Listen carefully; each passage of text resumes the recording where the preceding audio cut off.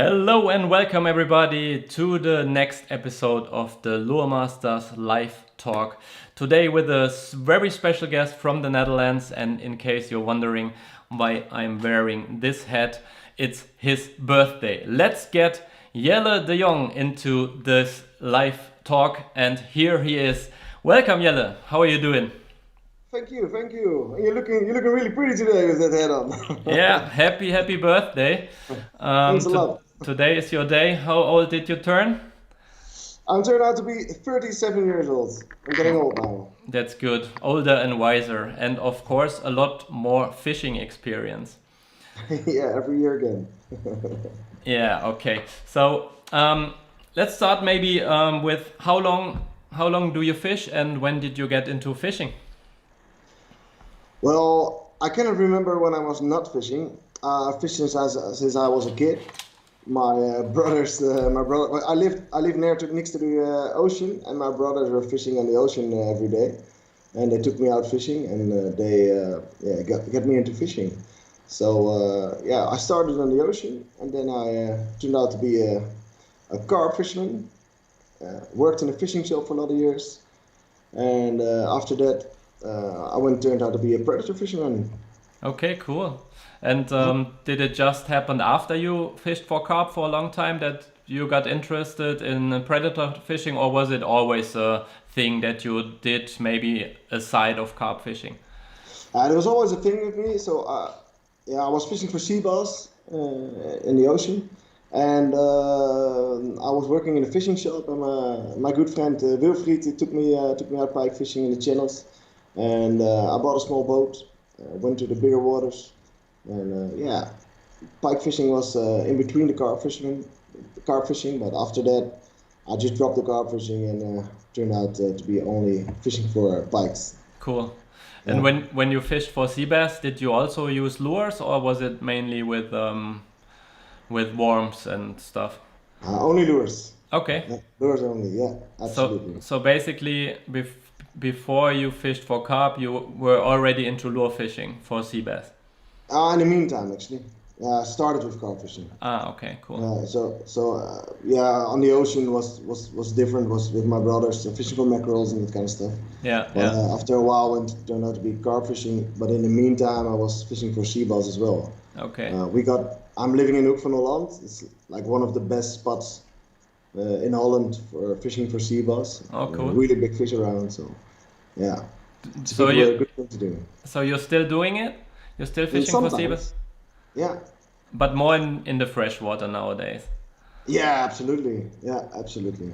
And where do you usually go then? I'm actually like 90% I'm fishing on the tournament waters. So Okay. it's Haringvliet, Hollands Diep, and Volkrak. How far is it from where you live? It's like 45 minutes to an hour drive. Okay. Depends on which ramp I'm gonna take. So So- most of the time I'm on the tournament waters, practicing, and sometimes I go to the river systems as well. Okay. Yeah. And do you go there because you want to improve your skills in this body of water, or is it because there's most likely to catch the biggest fish, or why is it so interesting for you to go to those three waters in the Rhine Delta? Actually, before the tournament started, I was already fishing there, and it was really quiet over there. I was a lucky guy who was fishing on the Haringvliet and Hollands Diep when there were no pike fishermen around, Okay. like none. Maybe some, but you never saw them. They were only fishing for zenders. Uh-huh. So I was one of the first fishing for pike over there. So I had the good times over there, and I just cannot leave the waters. They're so big and they're so challenging. I want to fish there, and I want to take everything that it's got. So that being said, are you focused the most on pikes, or is it that you also enjoy a lot of zander fishing, perch fishing, or is your thing to catch the big pikes? It is my thing, but I can better say it was my thing because I was only fishing for pike.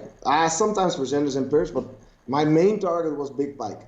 But then I started competition fishing.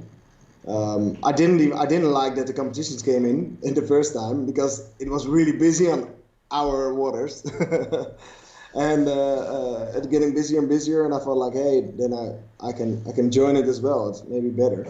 And then I turned out to be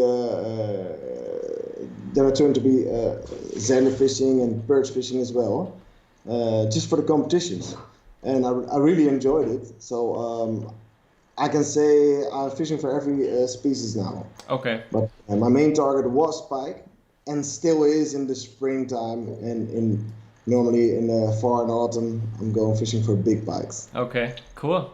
So basically you can say tournament fishing got you a little bit more into perch and zander fishing, so maybe made you also a little bit more versatile. Yeah, absolutely. Cool. Yeah. And what was the first competition you ever fished? The first competition I fished was the Predator Tour. I think it was in 2016. And it turned out to be really good as well, because we went out with our old boat, the Rana, with a 25 horsepower Yamaha behind it. And we were between all those big boats. We were driving like 60 and 80 kilometers per hour. And I was going like 25, 30 kilometers an hour. And it took us an hour before we went to our spots. Yeah. And we were catching crazy. And then on the end of the day, we came back on first place, actually. So that was the first day of our first tournament. So that was really, really cool. And but we didn't. It's a bit of a stupid story because we didn't know the exact rules.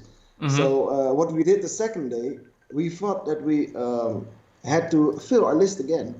So the first day we filled our list around 12. We were really happy. And the second day we started filling our list again.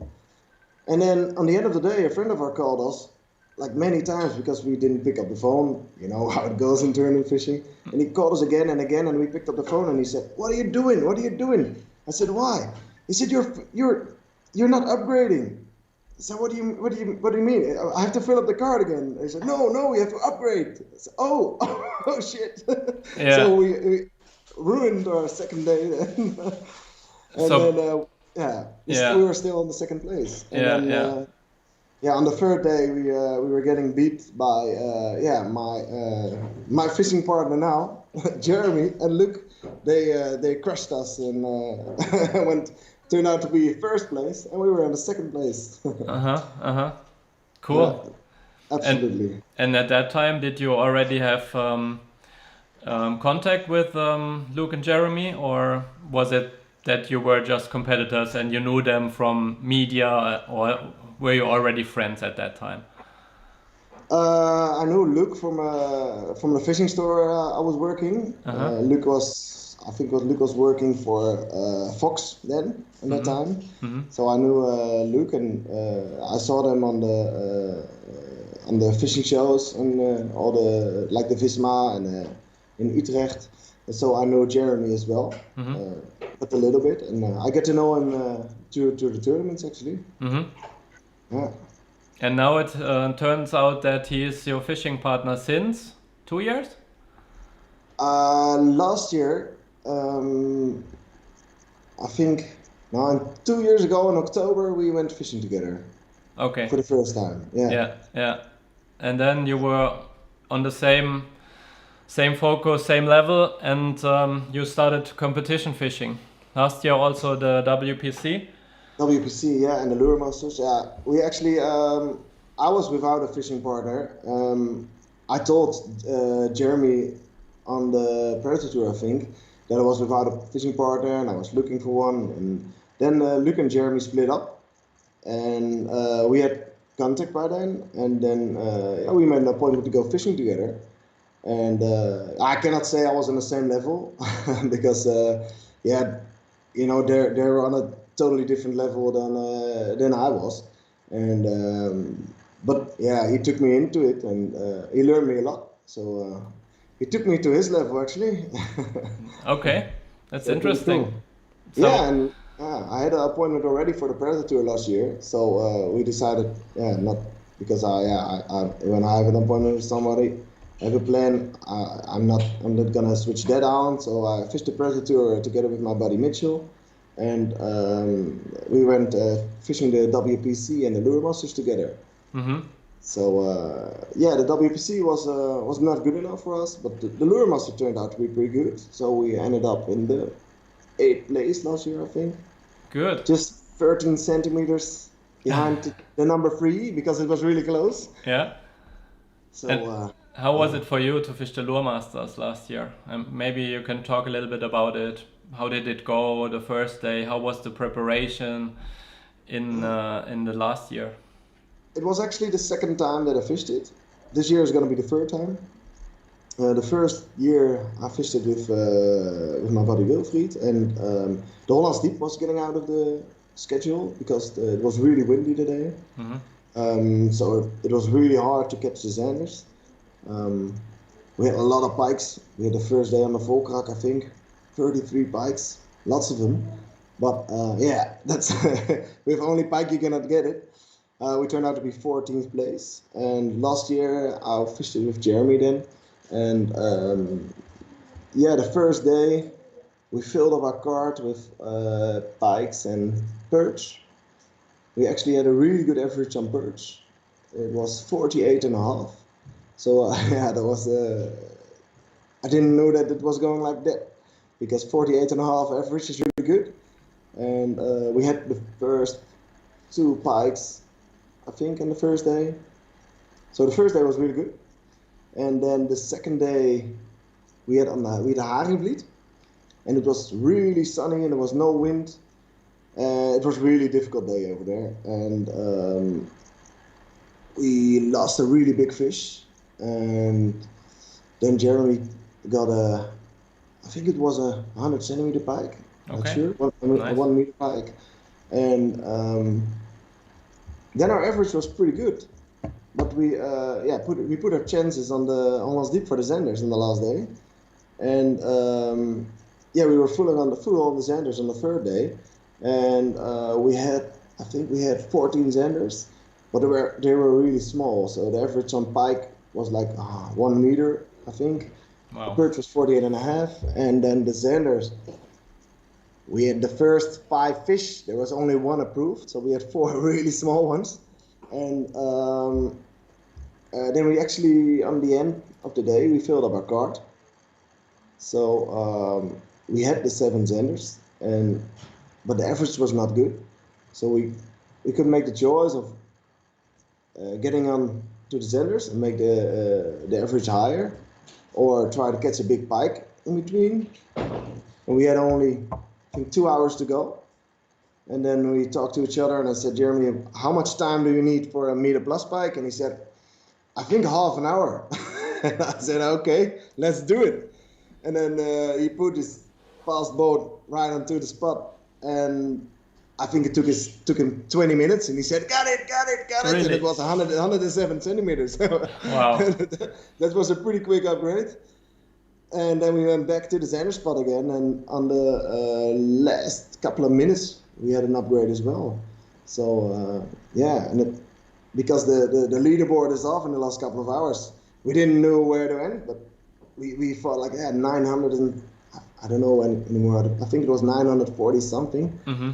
We thought like, hey, that it could be like top 3, but the top 3's changed in the last hour, so we managed to be 8th place eventually. So nice. Yeah, there's I think the competition is really tough these days in the tournaments, and there's a lot of good fishermen, and sometimes it's a few centimeters that decide about a lot moving up or down in the leaderboard. Yeah. Yeah. But it's for everyone. It's always, Sure. If you say like, if I had one Zander of 60, I would manage to get 3rd, but it's always like that actually. Yeah. The first team probably lost a couple of fish as well and had some bad luck as well. Yeah, everything must go right in a tournament. I think you cannot have too many mistakes to be in the top 3, so to say. So there's also, we talked a little bit with Enrico and Igor before about it. There's also some little luck involved, because you cannot always decide to go to this spot and to that spot and catch a 1 meter 20 plus. That's not so easy. No. But I think there's a lot of instinct, as Enrico said, and a lot of knowledge involved to be able to take decisions, to go to the spot and to fish for one species and catch the good size of fish there. And also you have to have the right strategy, I think. And this is really interesting for me, talking to some of the competitors, how they approach and how differently they see it actually. Some people say it's so hard for them to catch the perch. Others say it's so easy for them to find the perch. And there's a lot of different things going on within the competitors. And in the end, there's so many different approaches. What is your approach going to be? Will it be the same this year compared to last year, or how did your practice go and how did it affect the way you're gonna fish next week? Yeah, it's always. I think in the last weeks before the tournament, the weather conditions are changing, and I think the luck factor, what you talk about with Enrico, the luck factor is. I think the most of it is in which water, on which day you draw. Because if it's really windy, and I think Enrico was talking about it as well, if it's really windy and you got your water when you catch the Xanders pelagic and it's like 5 or 6 before, yeah, what are you gonna do? That's a luck factor for a lot of people.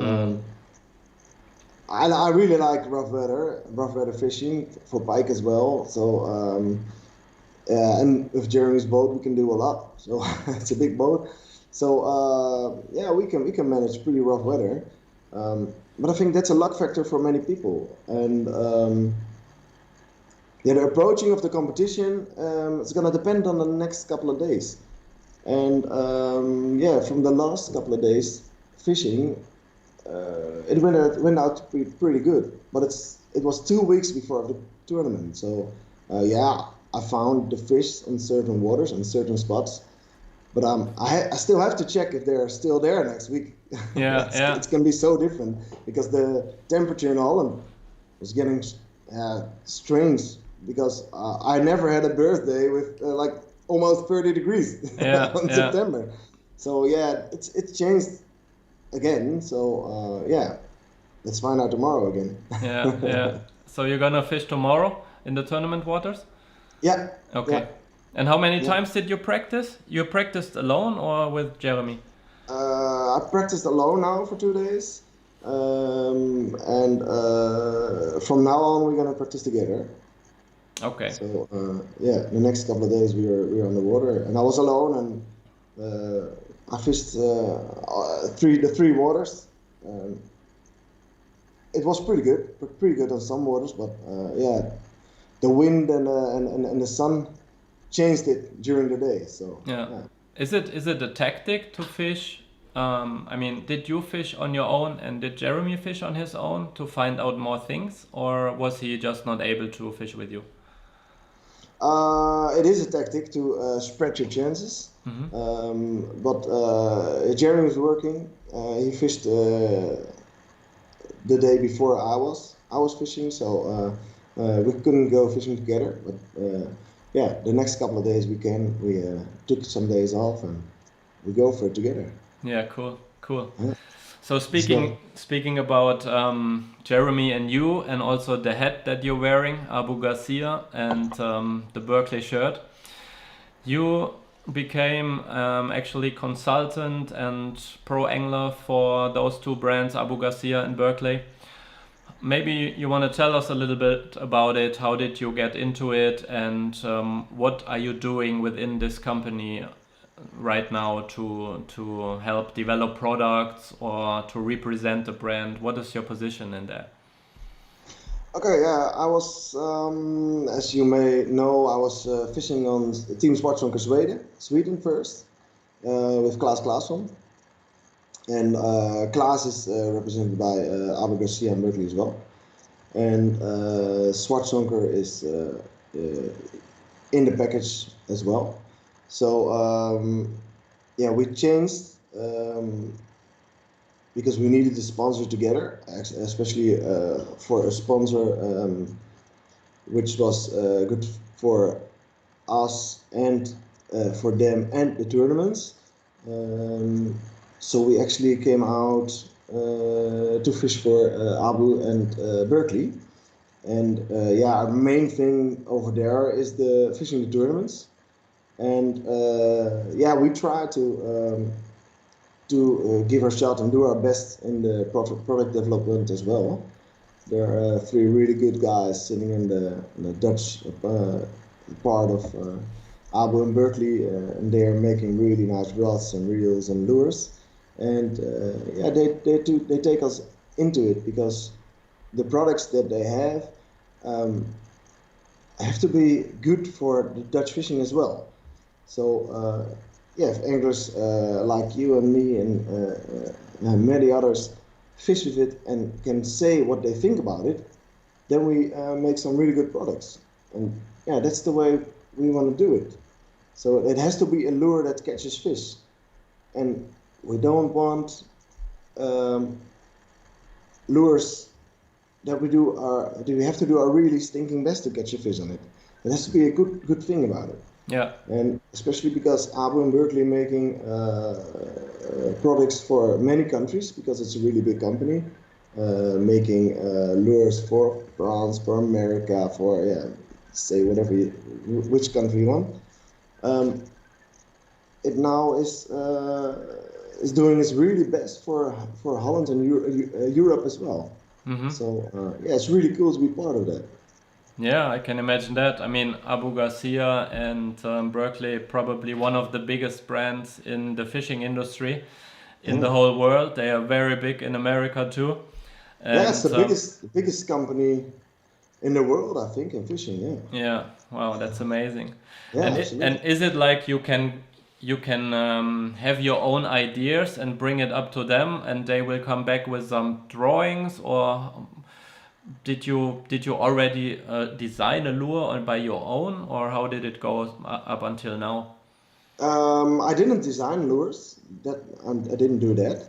I designed some stuff that still has to come out, so I cannot tell you anything about that. But Okay. Yeah, like the guy who designs the lures, Simon, you know him, Simon Torenbeek. When he makes a lure, he will ask us and the rest of the consultants and pro ambassadors what they think about it. So actually, when Simon makes some lures, it's already pretty good to start because he's a really skilled and experienced fisherman. But when you take the experience of a lot of fishermen together in one lure, then you get a good one. So yeah, everything what's coming up, there's a lot of things coming up. It's gonna be really, really cool. So keep an eye on that. Absolutely. Yeah. Keep an eye on the Abu and Berkeley page on Facebook and Instagram. There are some really cool things coming out. Absolutely. Yeah, and they are also now on board with the Luremasters to sponsor the event.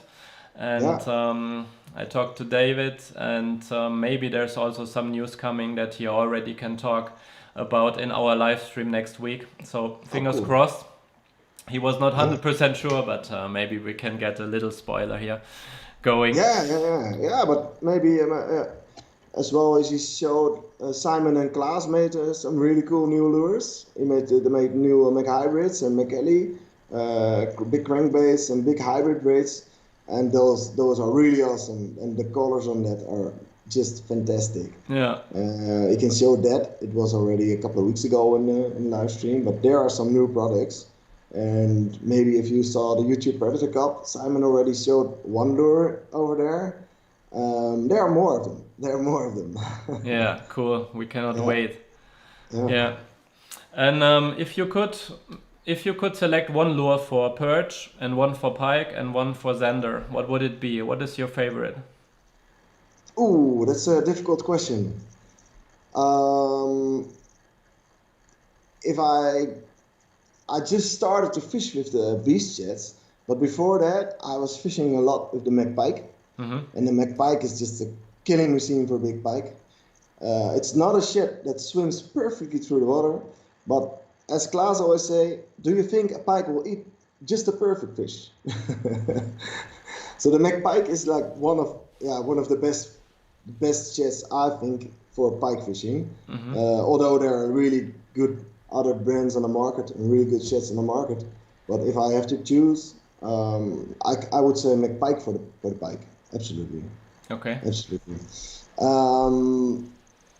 For zander fishing, I'm still using the V-tail shed, and it's called the Vampire shed. And Simon made a new one. It's in the SIG range. The SIG range is on the point of coming out. We already put some on social media, the SIG flanker and the SIG pipe. And the new one, I think it's called SIG Vampire as well. That one is going to be really good. But the old Vampire, I really like to fish with that on zander. But I had a couple of weeks ago, I had my personal best on the new SIG vibe. So it's Yeah, that was a big zander that I also zander. saw on Facebook. How did that happen? It was unreal. The zander was so high. It was unreal. I have to put the credits on on a buddy of mine. I was fishing with Vincent away. I was out in his boat, and we were fishing for the zanders from the screen off, actually on pelagic style, but then from the bottom off. And I had a rough day. I had a rough week as well. The whole day I wasn't there with my mind, and I screwed up like 30 fish. They came up and grow again, and came up and go again, like 30 of them. And then he said, "Jelle, come on, keep focus." And then on the end of the day, actually in the middle of the day, he caught a 91, I think, 91 zander. And it surprised me, man, how big they are. Yeah. And then on the end of the day, a fish came up, and I got it off the bottom. It was like, I think it was like 7 meters deep, and it came up. And I learned from Vincent that I had to reel my lure in really slowly when it comes up. And I reeled it in. And I think like 2 meters under the surface, it strikes, and it almost took my rod out of my hand. And oh, wow. It was a big fish. It was really big. Crazy. Yeah. And the strike was really hard, and it was really hard because it was only 2 meters on the surface, and he was slowly swimming underneath it, and when he got it, my rod was like bang. That's unreal. That's amazing. Yeah, the biggest zander I ever caught, absolutely. Yeah. And this was on a prototype of a lure that is going to come out soon, right? It was on a final sample. I got it from. I had to get it out of. I stole it out of Simon's lure box. So this is the tactic of the Abu Garcia Berkley anglers to. Stealing out of Simon's lure box. Then it's gonna be alright. Yeah. Okay, that's interesting to know. That's interesting to know. Yeah. Cool. So getting back to Luremasters, you mentioned the drawing of the body of water for you seems to be important. What would be your ideal drawing? Can you already say that, or does it depend on the weather as well? It depends on the weather, but actually, we talked about it lots of times, but we now have a plan for every drawing, so it doesn't matter for me. Okay. So you have to take your chances. So you're prepared for every situation that the draw can bring you. Yeah, you have to make a couple of plans for all the drawings that can bring us. Because if it depends on a draw, then it's not good. Mm-hmm. Yeah. So it actually doesn't really matter for me. Okay, cool. So that sounds to me that you guys are really well prepared for the next week. We all keep our fingers crossed because, as you know, the COVID situation is not easy. We had to take a decision if we can run the event, and we had to make a lot of preparations to fulfill everybody's needs, and the local government and police and stuff. We developed a very good plan, I think, to make the event safe, and also in the Luremasters format where you are not staying together with all the other competitors, and where you trailer the boat in 3 different places every day. I think it's a good thing that we can run the event hopefully. Nobody knows until the event is there next week. We just finished today the 100 and some extra measuring boards that are made out of aluminum, and we had to put the stickers on and stuff. It was more than 2 days of work to do it, and we are now basically all prepared to run the competition next week, but we all keep our fingers crossed that in the end we can all have a very good and successful event next week. Absolutely, let's get our fingers crossed, and we can do all our best to let the event go through, and if we can do it, let's keep the distance and respect each other, and then I think we have a good chance, especially with the plans that you made, and if we all doing the right thing, we can do it. Yeah, Absolutely. yeah. Of course, we need all to work together. Every competitor, every team member needs to work together and to stick with the rules. Because if one guy is doing something that is not according to the rules, of course, there could be the risk to actually do something really stupid in the event. But in the end, I think we are all adult fishermen that are competing, and I think everybody is aware of the situation. We have sent out many emails in this regard, and I'm quite confident that the event is going to be pretty cool next week. Yeah. If we are the face of the tournament. We all together are the face of the tournament. So if we don't shake hands, take our distance, even on the ramp. We got. I think you go on the live streams, and if everybody sees that, everybody takes this on the good rules, then we keep on going, having the good face of the tournament. Yeah. Also afterwards, when people see the movies and the pieces on YouTube, and they see that all the rules are taken, it would be good for the image of tournaments. Yeah, so and for the sport in Europe. Yeah, for the sport together. Yeah. If we do it together, it's going to be alright. Yeah, of course. Absolutely. There was one thing that I was about to ask you. Let me try to recall it. It was just slipped out of my mind, to be honest. Probably going about pike again, or it was, no. It was. Yeah, we can do that. I got a special cap today. The sword fishing one. Yeah. Where did you get this from? I got it from Rutger. Oh, Rutger. Rutger. He was so kind as well. He was so kind to give it to you. That's cool.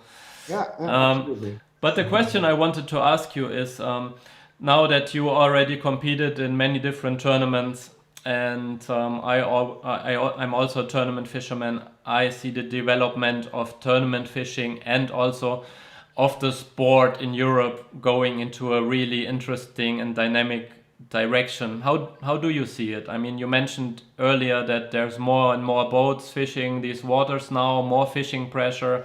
There was a lot of development in the boats also. I mean, if you're looking back 5-6 years ago, the boats were a lot smaller, a lot less high powered by big outboard engines. How did it change for you over the years? Yeah, as I already told you, I was fishing on the waters before the tournaments, and it was really quiet.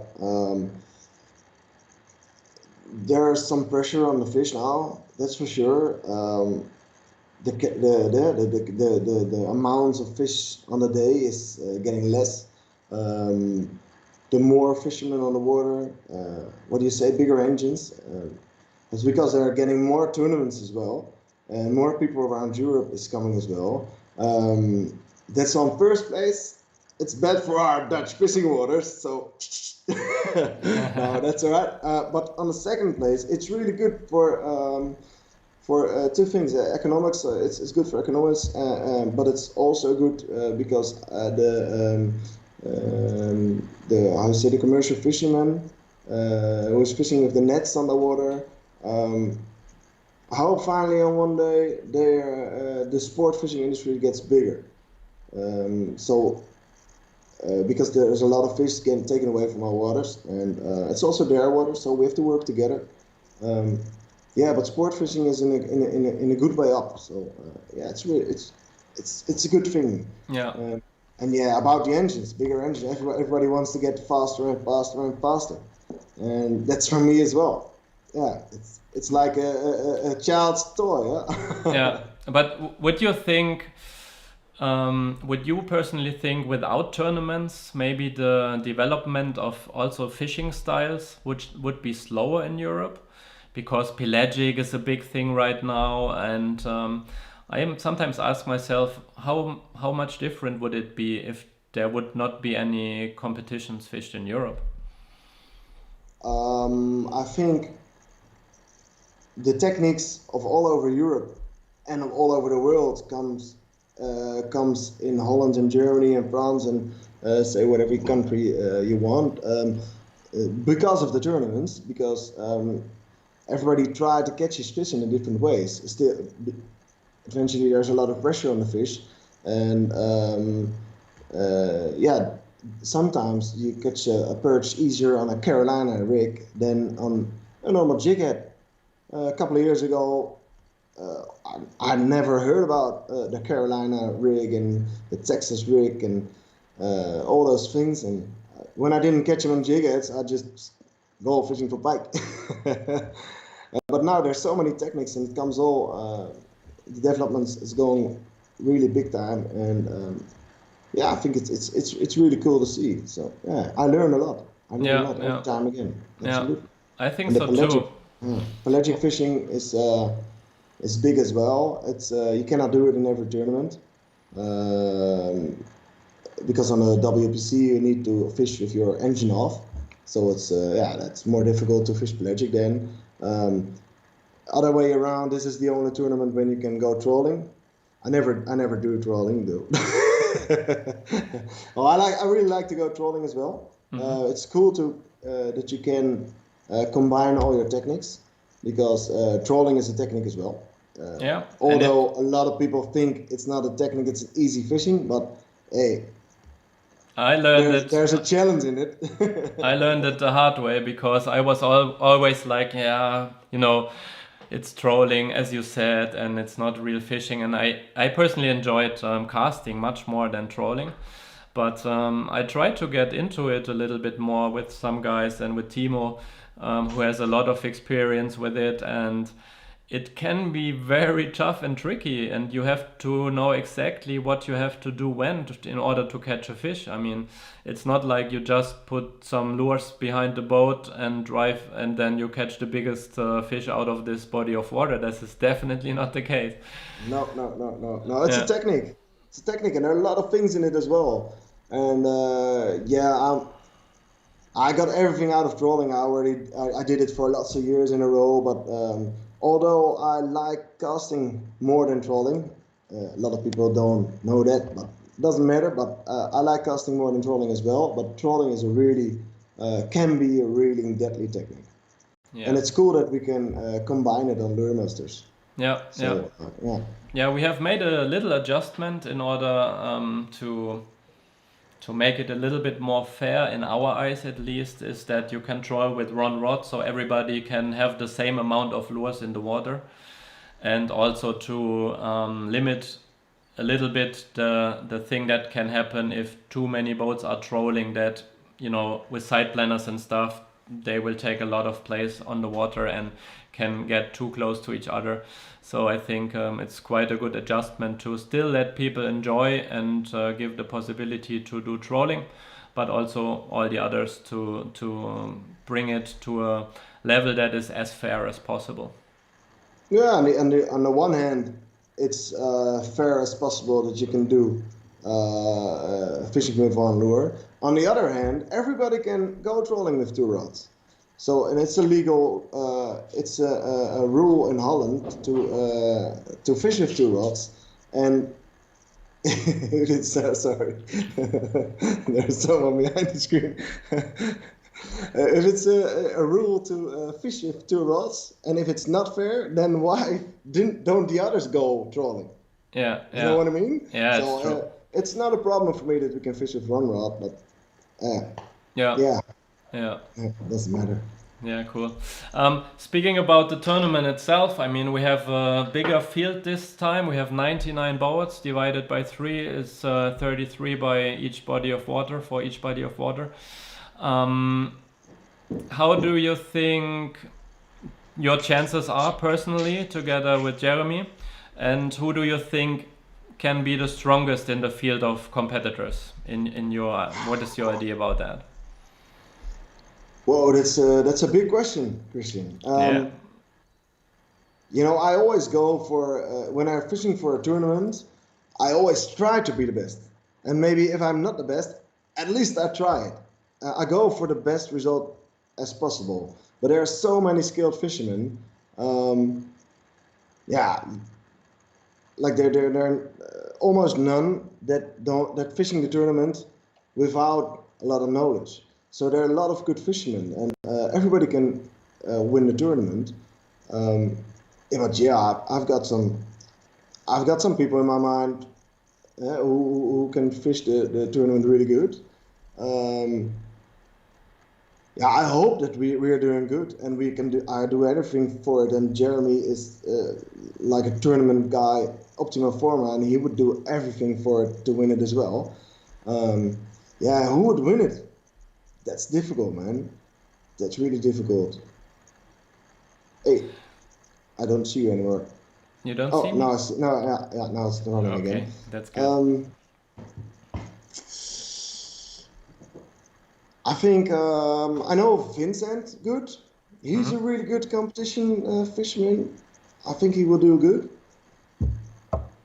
Yeah, but it depends on the weather of the pelagic fishermen are gonna give a good shot. If it's really windy, then it's more difficult for them.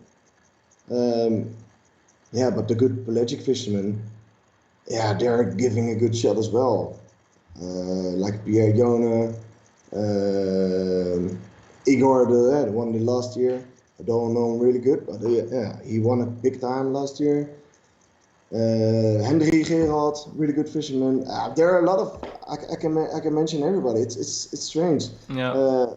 It's a difficult question. Enrico, my good friend, he's giving a good shot every year. So yeah, everybody can win it, Christian. Yeah. Would you say that the level of fishing got closer? I mean, the skill of the Absolutely. anglers and the techniques, did it make the fishing level getting closer to each other?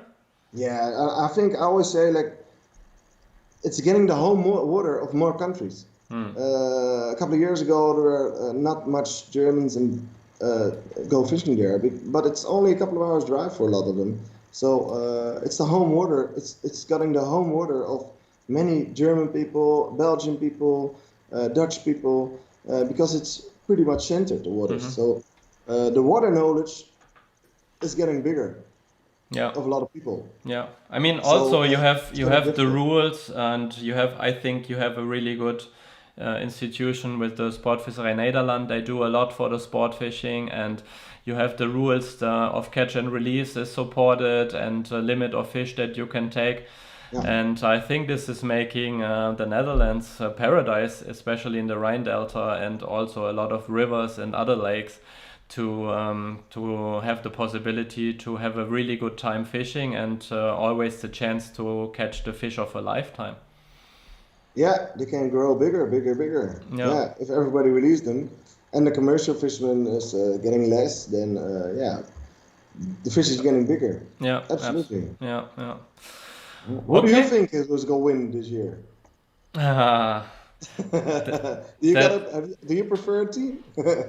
Actually, I have not really thought about who I think is gonna win, but I found it so interesting to talk, for example, to Igor last week, who said that they are going to catch more than 10 meters, which has never happened before. Okay. And they are quite confident, and it's quite impressive to feel this level of confidence. Of course, they are also fishing the body of water many times a year, and On the other hand, you know, me competing in tournaments, I many times made the experience that if you don't know the body of water so well, you can many times end up higher in the ranking than some locals. It happened to me. Can be. It had happened to me in the WPC. It happened to me in the bass fishing tournaments that I fish. And it's not always that the local knowledge and many days on the water are key. I think sometimes it is also like you have too much information that you can still have in your mind how it was maybe 2 weeks ago or 2 years ago under these circumstances, and then you try this and that, and in the end you don't find the right technique, the right spot, whatever. So I think it can also be a little bit limiting. I think that also Marcel Asbrück has a really good shot always. He was so many Always times. good. Marcel Niels, perfect team. Absolutely. Many times they were so close to get the trophy. Yeah. And as you said, also the guys that won the years before are really consistent in the Luremasters and also in other formats. So we will see. I mean, basically everybody will give their best. In a little more than 1 week we will know much more, and we will show it off. We will show it in the live stream. There will be a lot of knowledge shared there as well, which we think is really important and good for the sport. To have people like you sharing experience and showing some stuff and some techniques and tactics and also the right tackle to other people. So I think we have a good chance to get more people into fishing and also into tournament fishing. Yeah. Absolutely. All right. I got a few questions for you that you can answer with just one word. And I think this is, I think it's easy questions, but I'll just start and you give me the answer with just one word, okay? Go with it. Yeah. Boat or bank? Boat. Hard bait or soft bait? Hard bait. Zander, perch or pike? Pike. Natural colors or shocking colors? Shocking colors. Morning or evening? So that's difficult. I think both. Morning doesn't matter. Morning or evening, they're both good. Okay. Casting or pelagic? Casting. Vertical fishing or trolling? Trolling. Okay. And then we already had who will be winning the Luremasters 2020. I think you answered this before. So I think it's gonna be exciting. Oh, okay. Nobody My really computer knows. does strange things. Sorry, Christian, can you repeat the question? I just said the last question would have been who will be winning the Luremasters 2020, but I think we already talked about it before. And I think it's going to be very exciting next week to see. We have to keep our fingers crossed that we can run the event as expected. And I thank you very, very much for joining the call. Thank you too, Christian. It was cool to meet you in the call. Yeah, and good luck for next week. Say hi to Jeremy if you see him tomorrow. I'll do that. You guys go practicing and make sure to send us some pictures of the practice and how it goes. Okay, we're gonna do that, and we're gonna make it everybody as difficult as possible because we're gonna give a good job. That sounds like a warning to the other competitors. All right, let's take it from there. Have a nice evening, everyone. It was great talking to you, Jelle, and Thank you. I'm gonna you. drink another beer for my birthday. Yeah, go ahead. Enjoy your birthday with your family. We saw the kids earlier, and are they already in bed or are they watching on the TV? I got one left. Tess. I got one kid left. Tess, come on. You know my dog? Come on. I got one kid left. He's sleeping as well. Doesn't want to get up. A lot of fishermen knows her as well because she's always on my boat. Okay. Come. Wapa. This is my third child. Oh, wow. Big one. A big one. She's a lot of times on my boat, so she's my fishing partner as well. Cool. All right, so greetings to all you guys. Okay. Thanks for joining this Luremasters Live Talk, and there's more to come. Thanks for joining. Bye-bye. Have a nice evening. See ya, guys. Bye-bye. Thanks, everybody. Bye-bye.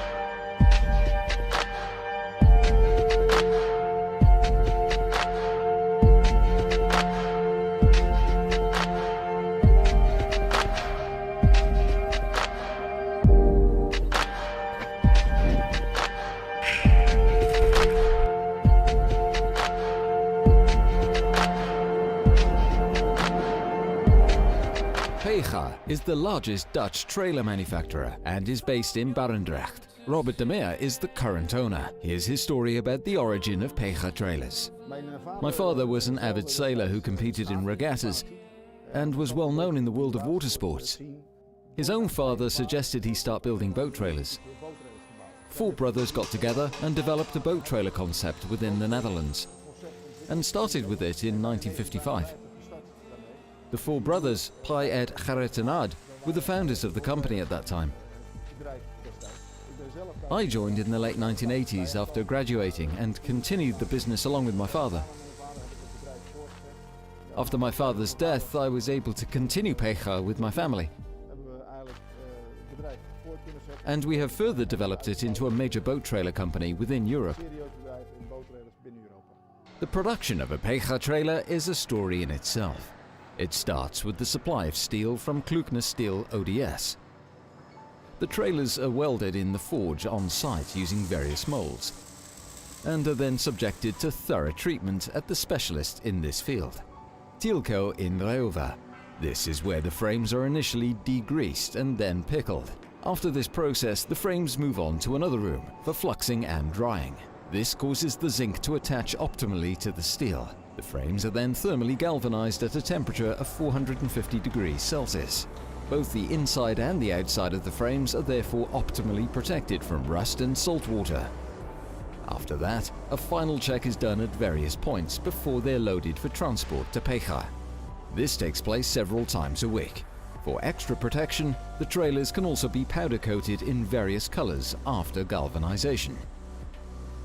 The galvanized frames are unloaded at Pega, and the process frames are loaded for transport. The construction of a custom trailer can then begin in Pega's workshop. It's possible to create a trailer for every boat.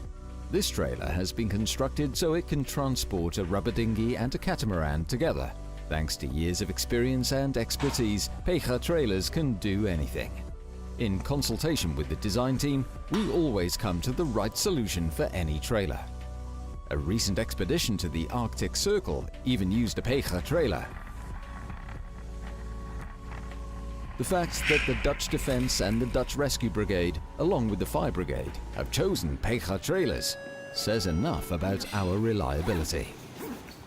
In life-saving situations, one must be able to rely 100% on the equipment.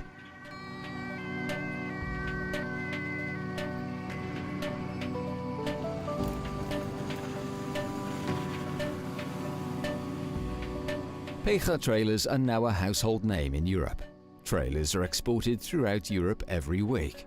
Almost every type of water sport is familiar with these state-of-the-art trailers, or will be in the future.